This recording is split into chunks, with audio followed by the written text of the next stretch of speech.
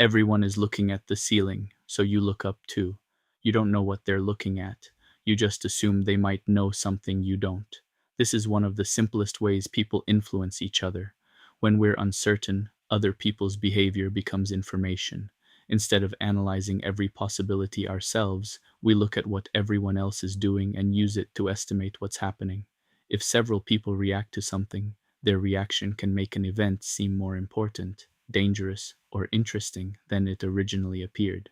And the more uncertain the situation is, the more useful other people's reactions can seem.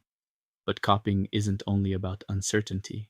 Other people also help establish what feels normal. A behavior can seem strange when nobody around us does it, then completely ordinary once we're surrounded by it. This happens because people constantly use their surroundings as a reference point.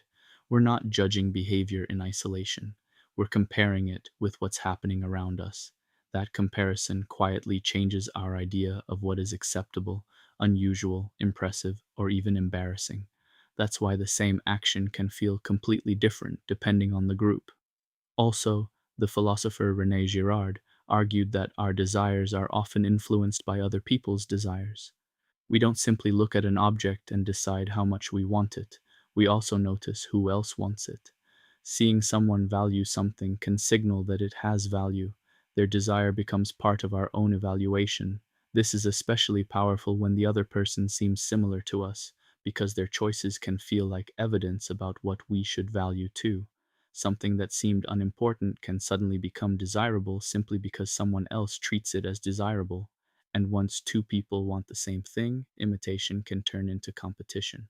This can create rivalry, jealousy, and conflict over things that originally meant very little to either person. So influence doesn't stop at behavior.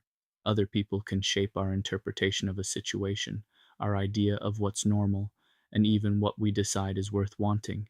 And most of it happens without a conscious decision. We're constantly using the people around us as reference points, even when we believe we're making completely independent choices. Sometimes we don't notice their influence until we're somewhere completely different.